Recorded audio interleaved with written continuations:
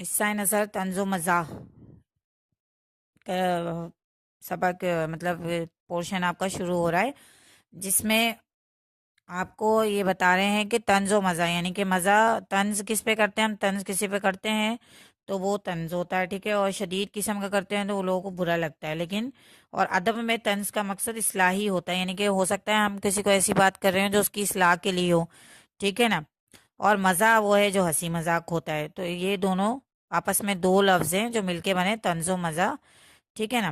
اب اس سبق کے جو یہ سبق نمبر 12 ہے اون، اور ان کے مصنف کا نام ہے مرزا فرت اللہ بیگ۔ مرزا فرت اللہ بیگ کی حالات زندگی میں ہم کو ریفرنس سے بتا رہی ہوں، فیصل ریفرنس سے۔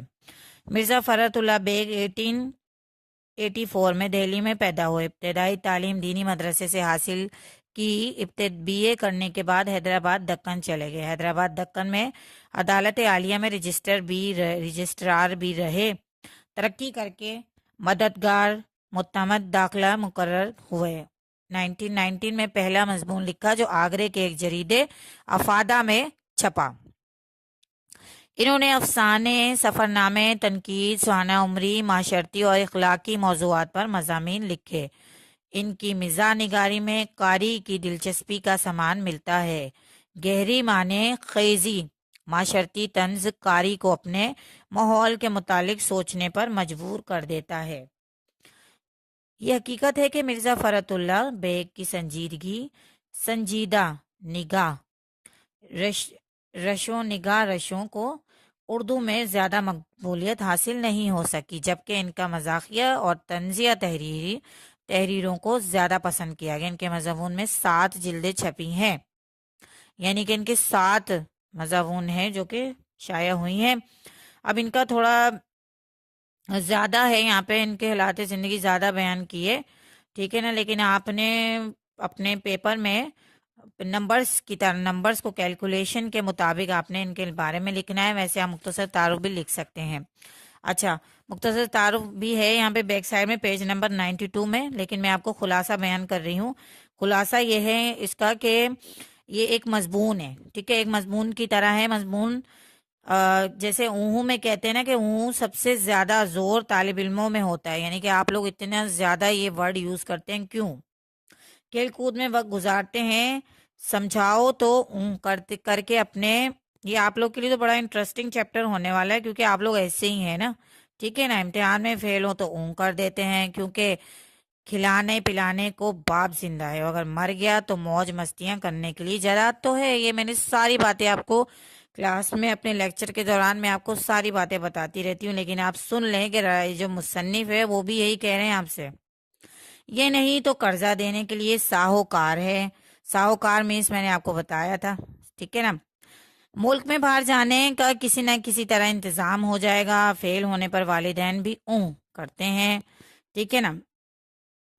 وہ سمجھتے ہیں کہ بچہ بھی فیل ہوا ہے، دل ٹوٹا ہے، یعنی کہ بچہ جب فیل ہوتا ہے نا تو خود سے ہی پہلے ڈرامہ شروع کر دیتا ہے تاکہ گھر والے کچھ نہ کہیں۔ بعض بچے رونے لگتے ہیں، بعض بچے مختلف قسم کے بہانے کرتے ہیں، تو اس میں کہ اگر کچھ کہا تو رو رو کر جان ہلکان کر لے گا، گھر چھوڑ جائے گا، یا خودکشی ہی نہ کر لے، یعنی کہ ماں باپ تو دونوں طرف سے ٹارچر ہو رہے ہوتے ہیں نا، پیسے بھی لگا رہے ہوتے ہیں، پڑھا بھی رہے ہوتے ہیں، ٹھیک ہے نا، اور اس کے علاوہ اگر وہ بچہ فیل ہو جائے تو پھر اس کو بھی سنبھال رہے ہوتے ہیں، اسے اور زیادہ موٹیویٹ کر رہے ہوتے ہیں، اور زیادہ اس کو سمجھا رہے ہوتے ہیں کہ بھائی کوئی بات نہیں بیٹا، کوئی بات نہیں، آپ فیل ہو گئے تو کوئی بات نہیں۔ اس طرح خود والدین بھی اپنی تعلیم کا خاتمہ کر دیتے ہیں۔ اب والدین بیچارے ہوتے ہی مظلوم ہیں نا، وہ تو اپنی ہر خواہش، اپنی تمام چیزیں رد کر کے صرف اپنے بچوں کی پرورش کرنے میں لگ جاتے ہیں۔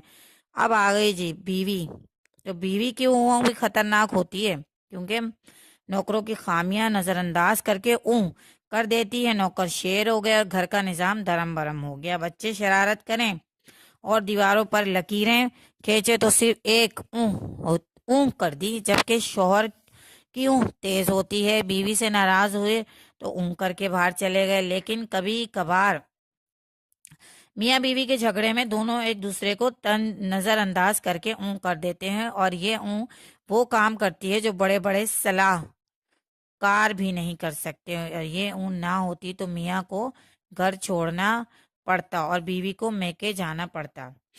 फतह और शिकस्त दोनों में ऊँ नुकसानदेह है। जिसने शिकस्त पर ऊँ की, इसने शिकस्त को शिकस्त नहीं समझा, शिकस्त को शिकस्त नहीं समझा। जिसने फतह पर ऊँ की, इन्होंने अपनी हिम्मत की कदर नहीं की।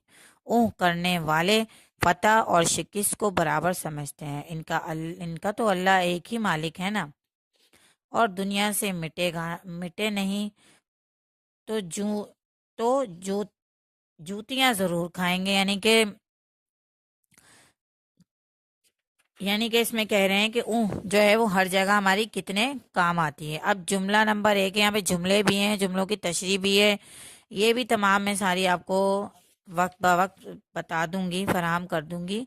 लेकिन इसमें जो है आपको ज़्यादातर जो है ना, आपके पास क्या है, इसका मुख्तसर तारुफ है, खुलासा है, मरकजी ख्याल है, सही है। और इसमें जो है जुमले हैं, ठीक है। जुमले इसमें ये है कि ये पूरा चैप्टर आपने समझना है, क्योंकि ये मजमून है, चूंकि ये कोई नज़म नहीं है, तो इसमें जो है आपको जो है मुसन्निफ जो है वो, ये आपको मैं जुमलों की तशरीह बताती चलूँ कि ये बहुत बामायने होती हैं। अगर आप सबक निकालें अपना, तो किताब का सबक निकालें, आप यही चैप्टर निकालें, तो इसमें आपको पता चलेगा कि कहाँ लिखा हुआ है कि ये बहुत बामायने होती है।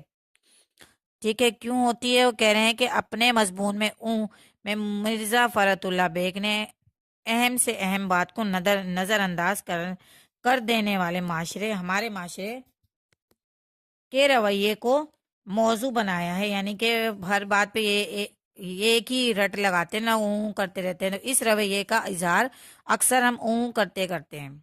मुसन्निफ लिखते हैं कि का सबसे ज्यादा जोर तालिब इल्म में होता है।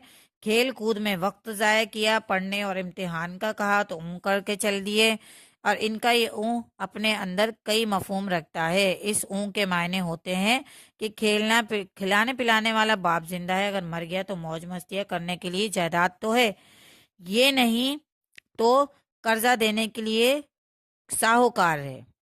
मुल्क से बाहर जाने का किसी न किसी तरह इंतजाम हो जाएगा, यानी पढ़ने की कोई खास जरूरत ही नहीं है ना, ठीक है ना। दूसरा जुमला है यहाँ पे सफा नंबर 94, घरवाली की ऊँट सबसे खतरनाक होती है। क्यों होती है? अब बता रहे हैं इसमें कि कह रहे हैं कि मजमून में इस मजमून में जो है, इसमें मुसन्निफ फरतुल्ला बेग कह रहे हैं कि जो है इनका रवैया, यानी कि जो बीवी का रवैया जो होता है ना, वो कितना ज्यादा शरीर होता है, सही है। और कह रहे हैं कि इस फिक्रे में वो कह रहे हैं कि सबसे खतरनाक बीवी की होती है। नौकर कोई गलती करे तो घर वाले ही इस डर से, अगर नौकरों को ज्यादा कुछ कहा तो वो काम छोड़कर चले जाएंगे और फिर सारा काम करना पड़ेगा। नौकरों को कुछ नहीं कहती, सिर्फ कर देती, कह देती है, नतीजन नौकर शेर हो जाते हैं और घर का पूरा निजाम धर्म भरम हो जाता है। इसी तरह बच्चे जब शरारतें करें तो घरवाली की करके नजरअंदाज कर देती है। बच्चे बिगड़ते चले जाते हैं और मुस्तकबिल में खुद वो वालिदैन के लिए मसाइल का सबब बनते हैं। तो आप ये वैसे पूरा सबक पढ़ लीजिएगा, ठीक है। आप ये सबक पढ़ें, और मैंने इसको आपको सिर्फ दो जो खास बिल्कुल थी इसकी जुमलों की तशरीह, वो मैंने आपको बयान कर दी है। तो इसके अलावा कोई आपको बात समझ में ना आए तो आप मुझसे व्हाट्सएप पे ग्रुप में राब्ता कर सकते हैं। शुक्रिया।